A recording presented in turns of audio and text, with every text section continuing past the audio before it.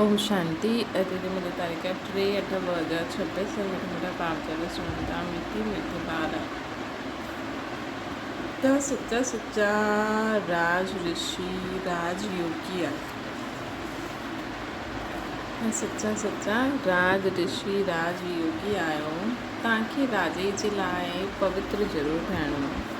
कृष्णा कहिड़ो अटेंशन राजे जे लाइ ठाहे ॾींदो।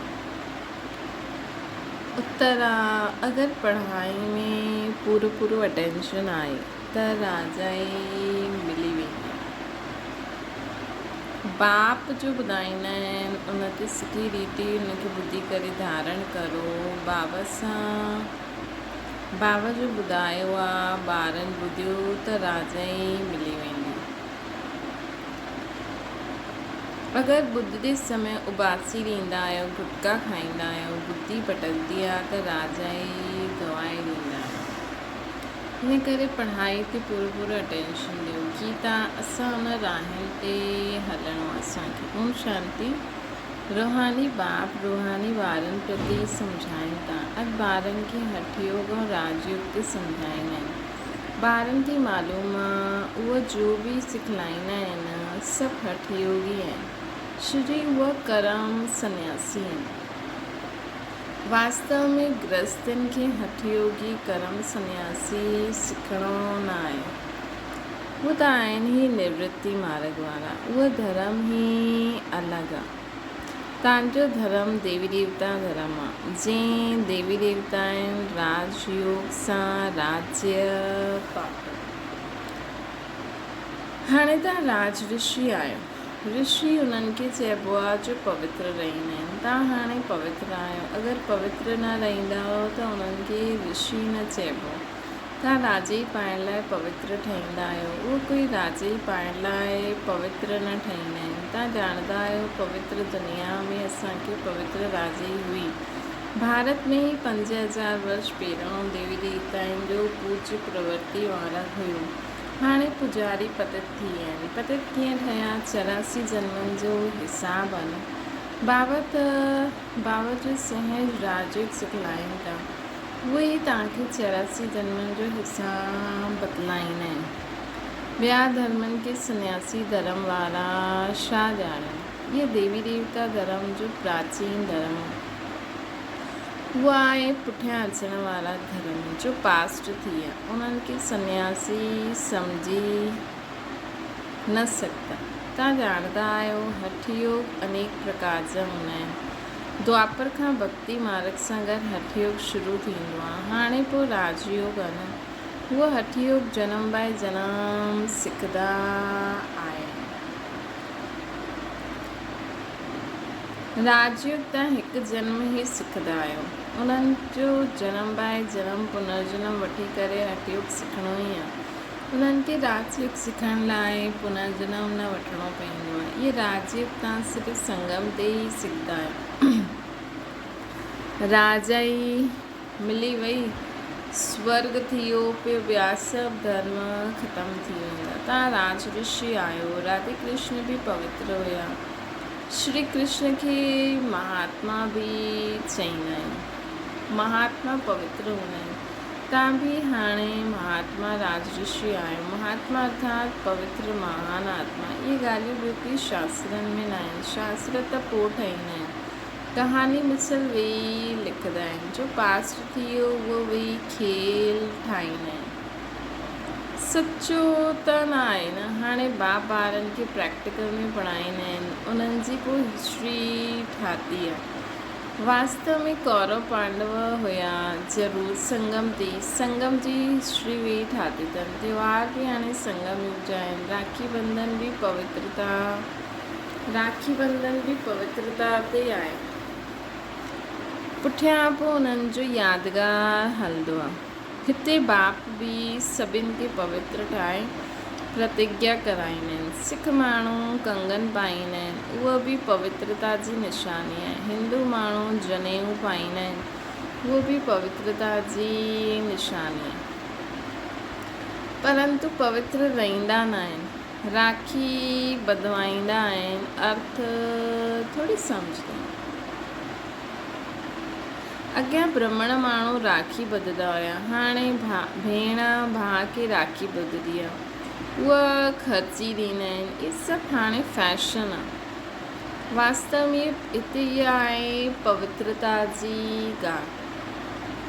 बाप सम्झाईंदा आहिनि ॿार काम मां शत्रु आहे, उहो ब्राह्मण माण्हू कोई ईअं न सम्झाईंदा आहिनि।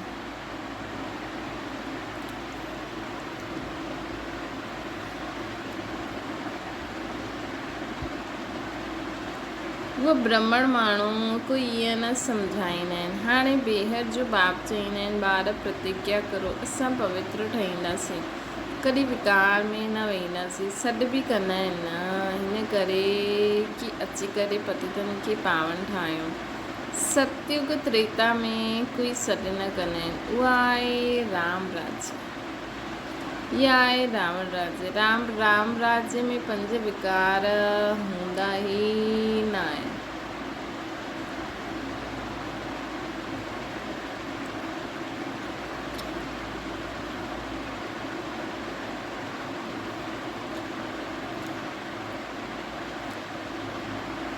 राम राज्य में 5 विकार हूंदा ई न आहिनि। यथा राजा रानी तथा प्रजा।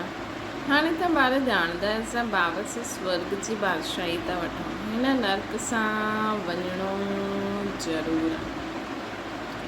बाबा आहिनि पावन ठाहे करे स्वर्ग में वठी वेंदा, पोइ त असां छो न पावन ठहूं। उन्हनि जे हठयोग त अनेक प्रकार जा आहिनि। जयपुर में म्यूज़ियम में वञी करे ॾिसो केतिरी वैराइटी आहे हठयोगियुनि जी, उन्हनि सां थींदो कुझु बि न आहे। सीढ़ी हेठि उतरंदा ईंदा आहिनि। बाबा सम्झायो आहे भारत जॾहिं पतित ठहींदो आहे, रावण जो राज्य हूंदो आहे त धरनी हिलणु लॻंदी आहे। सोने जा महल आदि सभु हेठि किरी वेंदा आहिनि। महलनि आदि जो खे कोई लूटियो थोरी, लेकिन पाणे हेठि हली वेंदी। उन्हनि त मंदरनि लूटिया, कुझु जीवर सोनो आदि खणी आहे। जीवर जो सभिनि खां जास्ती शौक़ु तव्हांखे आहे। तव्हां स्वर्ग में वेंदा आहियो ई जेवर पाईंदा आहियो, राज्य कंदा आहियो। ॿिया धर्म वारा ईंदा ई राज्य न कंदा आहिनि। तव्हां ॿीहर जे बाप सां स्वर्ग जी बादशाही जो वरसो वठंदा आहियो। त इहे बाबा वही सम्झाईंदा आहिनि, गीता पढ़ी करे न ॿुधाईंदा आहिनि। गीता में जो कुझु लिखियो आहे उहो सभु मां चयो ई न आहे। पोइ त मनुष्य मुंहिंजा महावाक्यनि खे पोइ शास्त्र आदि ठाहींदा आहिनि। असां त तव्हांखे ॿुधायो, उहा तव्हां ई ॿुधियो, पोइ वञी करे राजाई ते हुते इहे ज्ञान न रहंदो आहे। हिते त बाबा टीचर वेही शिक्षा ॾींदा आहिनि। बाप त हिंदी में ई सम्झाईंदा आहिनि। हिते सभु हिंदी चईंदा रहंदा आहिनि। जो उन्हनि जी भाषा आहे, वास्तव में प्राचीन भाषा हिंदी या न कि संस्कृत, है न। ये संस्कृत शंकराचार्य पोइ कढी, जो ईंदा आहिनि उहे पंहिंजी भाषा हलाईंदा आहिनि। बाक़ी हीअं न आहे कि बाबा संस्कृत भाषा ॿुधाइनि, न। गुरु नानक त पंहिंजो ग्रंथ हुनजो आहे। उन्हनि सिख धर्म जी स्थापना कई।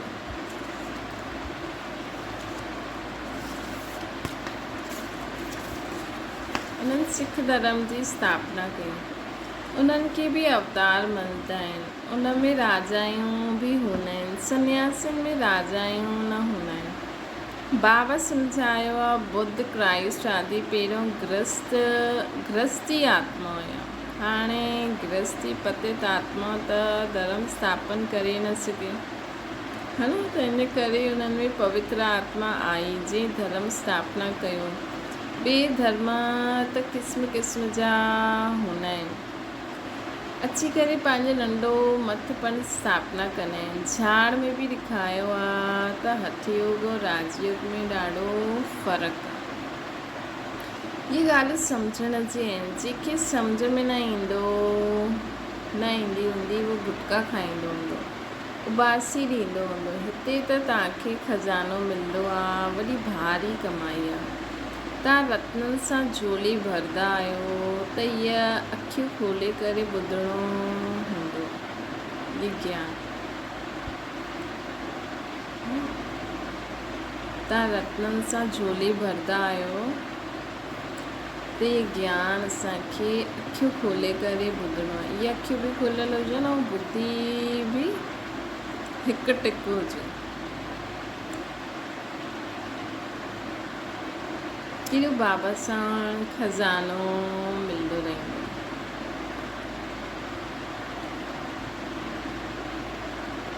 केॾी भारी कमाई आहे। बाबा जो चईंदा न हिकु हिकु सेकेंड अति वैल्यूबल आहे। त वाकई में बाबा हिन समय हिकु हिकु सेकेंड ॾाढो वैल्यूबल हूंदो आहे। गुटका खाईंदा रहंदा या बुद्धि ॿाहिरि भटकंदी रहंदी त राजधानी पाए न सघंदा। तव्हां आहियो राज ऋषि, राज ई प्राप्त करण वारा। बाबा राजधानी स्थापना कंदा आहिनि, श्री कृष्ण न कंदा आहिनि। श्री कृष्ण त बाप सां वरसो वठंदा आहिनि। हाणे तव्हांजो बाप निराकार आहे, जंहिंसां वरसो था वठो, विश्व जी बादशाही जो वरसो था वठो। असां केतिरो त साहूकार ठहींदा आहियो। हिते हिकु ई बाप अची करे राजयोग सिखलाईंदा आहिनि।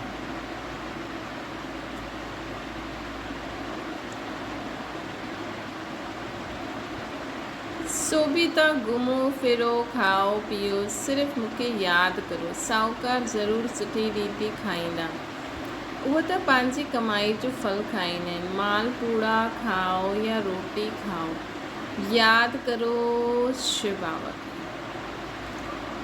भल कुझु बि खाओ, पैसा तॾहिं कंहिंजे लाइ आहिनि। बाबा कोई मना न करनि, सिर्फ़ु बाप सां योग लॻाइणो आहे। हिन पढ़ाई हिन राज जी स्थापना करण में ख़र्चो न आहे। हुन लड़ाई आदि में केतिरो ख़र्चो हूंदो आहे। हिन राज जी स्थापना करण में ख़र्चो न आहे। हुन लड़ाई आदि में केतिरो ख़र्चो आहे। एरोप्लेन ते केतिरो ख़र्चो हूंदो आहे। किरंदो आहे त हिकदमि ख़तमु, केतिरो नुक़सानु थी वेंदो आहे। त बाबा चईंदा आहिनि हलंदे फिरंदे बाप खे यादि करो, सुदर्शन चक्र फिराईंदा रहो।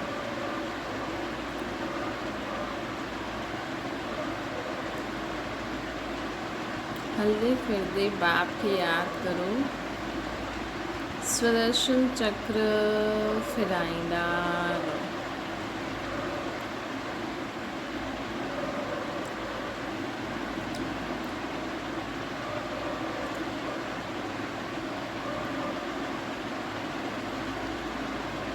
बाबा चवनि था असां 84 जन्म पूरा कया, हाणे हलो वतन जियो, घर वञी करे पोइ राजा ई कंदासीं। तव्हां एक्टर्स आहियो, उहो बाइस्कोप त 2-2.5 घंटा हलंदा आहिनि। इहा बेहद जो नाटक 5000 वर्ष हलंदो आहे।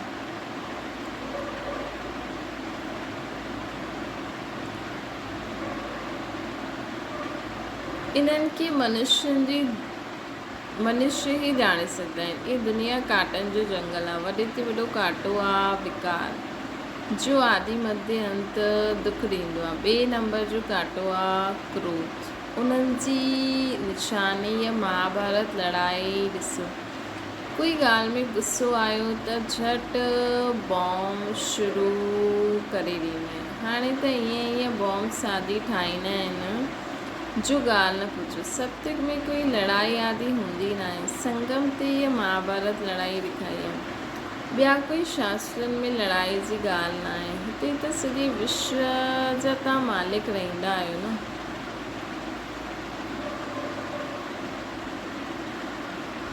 लड़ाई जी ॻाल्हि त थी न सघे। शास्त्रनि में असुर ऐं देवताउनि जी लड़ाई ॾेखारी आहे, परंतु देवता अहिंसक आहिनि। तव्हां योग बल सां विश्व जा मालिक ठहींदा आहियो। इहा आहे साइलेंस बल। हिन में कुझु ॻाल्हाइणो न आहे। या आहे साइलेंस बल। शांति सां बाबा जी यादि में रही करे सां राजा ई था वठनि। यादि जे बल सां था बाबा सां विश्व जी बादशाही वठंदा आहिनि।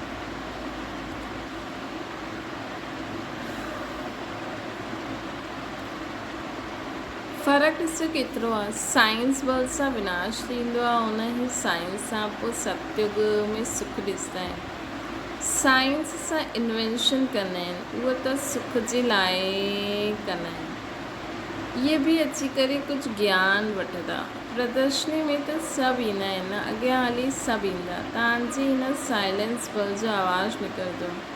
तव्हां प्रश्न पुछंदा आहियो गीता जो भॻवान ते, अहिड़ो प्रश्न कोई पुछी न सघे। हिते इहे प्रश्न लिखंदा आहिनि त उन्हनि जी साथ चित्र बि ॾियो। गीता जो भॻवान परमपिता परमात्मा या श्री कृष्ण जो पूरा 84 जन्म वठंदा आहिनि। पदत सां पावन ठाहिण वारो त बाबा ई आहिनि।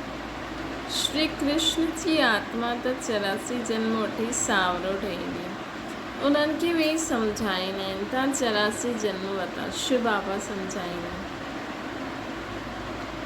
तव्हां पंहिंजे जन्मनि खे न ॼाणंदा आहियो। एक्टर्स खे पतो त हुजणो खपे न कि असां 84 जन्म कीअं वरिता आहिनि। सन्यासियुनि जो धर्म ई अलॻि आहे। भारतवासियुनि खे पंहिंजे धर्म जो पतो ई न आहे। ॿिया धर्म में वेंदा रहंदा आहिनि। कंहिं गुरू जी आशीर्वाद सां कंहिंखे धन मिली वियो त हुनजे पुठियां छटकी पईंदा। पोइ देवता देवालो निकितो त चईंदा ख़ुदा जी भाभी। ॿार मिलियो त ॾाढो ख़ुशी थींदी। अच्छा 10-20 ॾींहंनि खां पोइ मरी वियो त चईंदा ईश्वर जी भाभी। इन्हनि खे ज़िंदा करणु असांजे हथ में न आहे। बाबा त ॾाढो मिसाल ॾिठा अथई। इहे ॾाढा हूंदा आहिनि। हिते त बाबा वेठा आहिनि। बाबा ॿारनि खे सम्झाईंदा आहिनि, मिठे मिठे ॿार पावन ठहो। यादि आहे जॾहिं महाभारत लड़ाई लॻी हुई त द्रौपदी पुकारियो हुई। बाबा असांखे हिन दुष्टा सां नंगन कंदा आहिनि, असांखे हिननि सां बचायो। 5000 वर्ष जी त ॻाल्हि आहे। हिन अबलाइन ते अत्याचार हिन विख ते ई थींदो आहे। कई त स्त्रियूं बि अहिड़ियूं आहिनि जो विख बग़ैर रही न सघंदियूं आहिनि। उन्हनि जो नाम बि रखियो आहे सूपनखा पूतना, जो विख जे लाइ तंग कंदी आहे। उहा आहे कंस, जरासंधी, शिशुपाल। इहा सभु विनाश खे त पाईंदा ई। हिन समय आसुरी रावण राज्य पोइ ईश्वरीय राज्य आहे। हिन सॼे चक्कर खे तव्हां ॼाणे विया आहियो कि कीअं 84 जन्म वठंदा आहियूं। इहे भुलिजंदा तॾहिं आहिनि जॾहिं विकार में वेंदा आहिनि। विकार में वञण सां मुंहुं ई पीलो थी वेंदो आहे। ख़ुदि ई सम्झंदा आहिनि इहे असां छा कयो। बाबा चईंदा आहिनि ॿार हिन विख गटर में न वञो। इहे तव्हांखे आदि मध्य अंत दुख ॾियण वारो आहे। इन में न पओ। कसम उठायो कि सभु विकार में कॾहिं न वेंदासीं।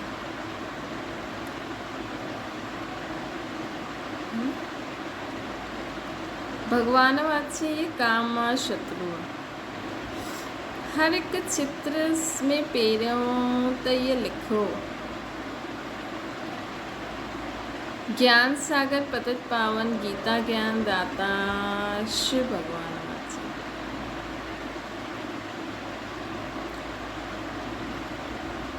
त पोइ श्री कृष्ण जो नाम उड़ी वेंदो। असांखे गीता जे भॻवान बि इहे बतलाईंदा आहिनि। उहो ई ज्ञान असां वठंदा आहियूं। भॻवान ई अची करे नई दुनिया स्थापना कंदा आहिनि ऐं पुराणी दुनिया जो विनाश थींदो आहे। रुद्र ज्ञान यज्ञ असला शिव बाबा। रुद्र शिव बाबा न चईंदासीं। बॉम्बे में बाबूरी नाथ जो मंदरु आहे। रुद्र बाबा न चईंदासीं, शिव बाबा चईंदा आहिनि।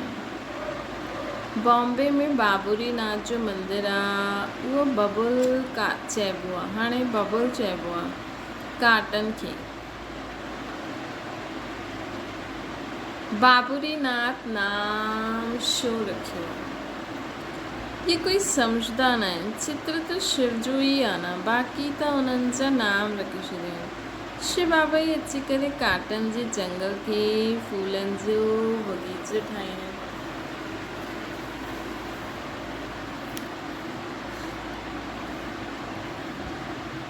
वो तव्हांजा बाबा आहिनि।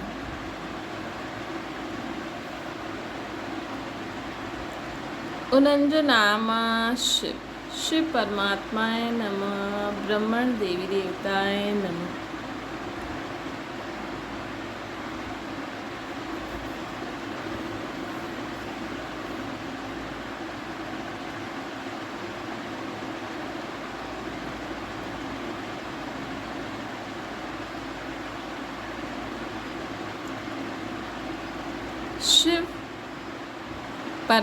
शिव बाबा अची करे काटन जे जंगल के फूलनि जो बगीचो ठाहींदा आहिनि। उहे तव्हांजा बाबा आहिनि। उन्हनि जो नाम शिव।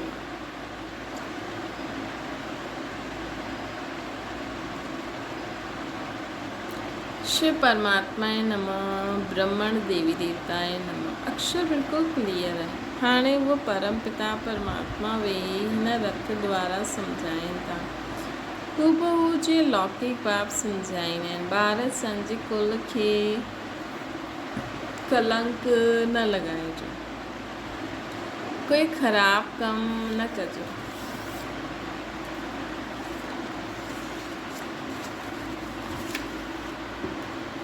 कोई ख़राब कमु न करिणो आहे। इहे बाबा बि चईंदा आहिनि। ॿार विकार में त कॾहिं न वञिणो। पवित्र ठहण बिग़ैर स्वर्ग में उच्च पद पाए न सघंदा। पवित्र जेसिताईं न ठहींदा तेसिताईं स्वर्ग में उच्च पद न पाए सघंदा। ॾाढा आहिनि ज़बरदस्त कमाई, ॾाढी ज़बरदस्त कमाई था करो था।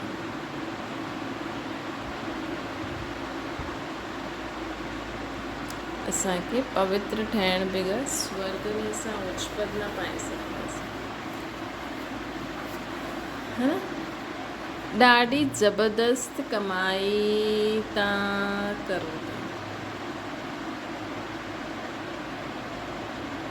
बाक़ी सभु गवाइनि था।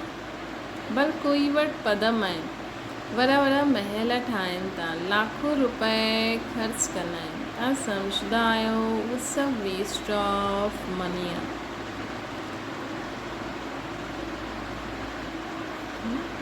ऐं असां हिते बाबा जी यादि में रही करे पदमनि जी कमाई करूं था।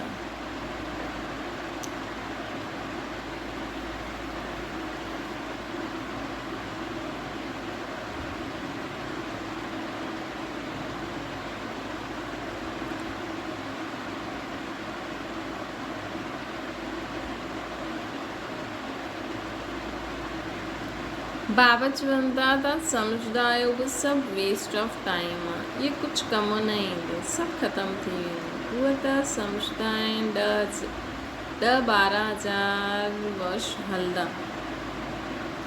तव्हां ॼाणंदा आहियो मौत साम्हूं खड़ो आहे, सिर ते ई आहे। थोरे समय जे अंदरि इहे सभु अर्थक्वेक आदि थी सभु डावाडोल थी वेंदो। अर्थक्वेक आदि में अनगिनत मरी वेंदा।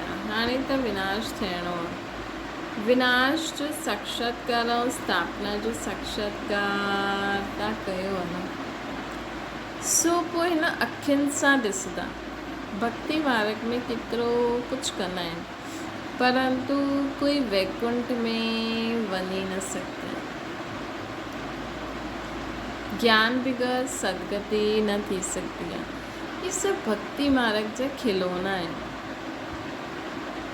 जो बि कंदा आहिनि माण्हू उन्हनि में ख़ुशि थी वेंदा आहिनि। त बाबा बि पंहिंजो संदेश कंहिं न कंहिं द्वारा पहुचाए छॾींदा आहिनि। सम्झंदा त ठीकु आहे, न त उन खिलौननि सां खेॾी खेॾी अंत में बाबा उन्हनि खे वठी वेंदा। बसि ॿियो छा कंदा। अच्छा मीठे मीठे सिकले दे ॿारनि प्रति माता पिता बाप दादा जो यादि प्यार और गुड मॉर्निंग। रूहानी बाप जी से सभिनि रूहानी ॿारनि खे नमस्ते। असांजी बि रूहानी माता पिता बाप दादा खे यादि प्यार गुड मॉर्निंग और नमस्ते। धारणा जे लाइ मुख्य सार कुल कलंकित करण वारो कोई बि ख़राबु कमु न करिणो आहे। पवित्र ठहिण जी पंहिंजे पाण सां प्रतिज्ञा करणी आहे। हाणे पंहिंजो टाइम मनी वेस्ट न करिणो। फूलनि जे बगीचे में हलण लाइ काटा कढी छॾिणा। फूलनि जे बगीचे में हलण लाइ काटा कढी छॾियो। जो बि असांजे अंदरि अञा बि जो बि विकार बुराई सूक्ष्म व्यर्थ संकल्प सभु कढी छॾियो। वरदाना अलौकिक खेल ऐं खिलौने सां खेलंदे हुए सदा शक्तिशाली ठहिण वारा अचल अॾोर ठहूं। अलौकिक जीवन में माया जा विघ्न अचण बि हिकु खेल आहिनि। जो शरीर शारीरिक शक्ति जे लाइ खेल कराइबो आहे न, ईअं अलौकिक युग में परिस्थितियुनि जो खे खिलौनो सम्झी करे इहे अलौकिक खेल खेलो। इन सां ॾिजो न, घबरायो न। सभु संकल्पनि सहित स्वयं खे बाप दादा वटि बाप दादा ते बलियार वञो त माया कॾहिं बि वार न करे सघे। रोज़ अमृत वेले साक्षी थी स्वयं के सर्व शक्तियुनि सां श्रृंगार करो त अचल अॾोर रहंदा। अव्यक्त स्लोगन आहे, कोई भी संसार समाचार ॿुधाइण इहे बि स्वयं में किचिड़ो जमा करणु। अव्यक्त इशारो आहे, बाप दादा जो मुख्य फरमान आहे, निरंतर यादि में रहो ऐं मन वाणी कर्म में पवित्र ठहो। संकल्प में भी अपवित्रता व अशुद्धता न हुजे। हिनखे चइबो आहे संपूर्ण पवित्र आत्मा। संकल्प में भी इम्प्योरिटी अशुद्धता अपवित्रता न हुजे। हिनखे चइबो आहे संपूर्ण पवित्र आत्मा। संकल्प में भी अगरि पुराणो अशुद्ध संस्कार टच कंदो आहे न, व्यर्थ संकल्प हलंदो आहे ऐं स्वप्न ईंदो आहे, त बि संपूर्ण पवित्र न चईंदासीं।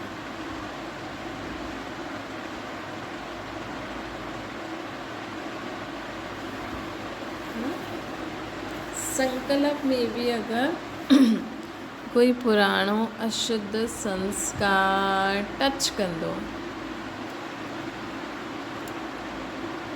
व्यर्थ संकल्प हलंदो आहे या स्वप्न ईंदो आहे त संपूर्ण पवित्र न चईंदासीं।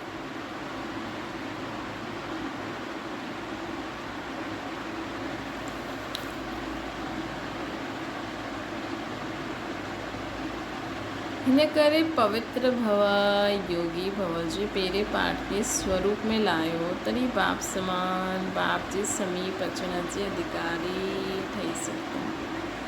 अच्छा, ओम शांति। बाबा की याद करो।